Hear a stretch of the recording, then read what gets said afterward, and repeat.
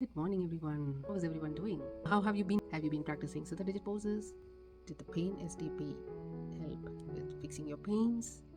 Did the Lotus SDP help with fixing your sadness?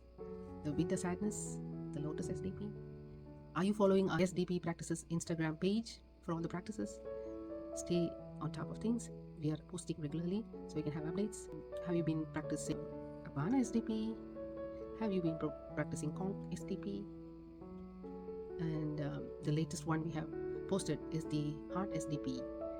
Did you try it?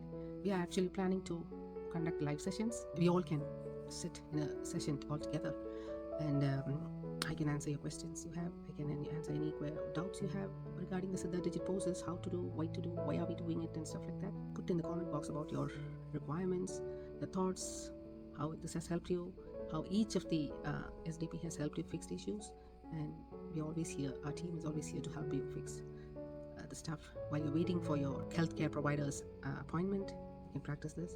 This is no substitute for allopathy. This is just the nature's way of helping us keep our body stable in all situations and in all conditions. Okay, take care. We'll talk to you soon. Take care. Bye.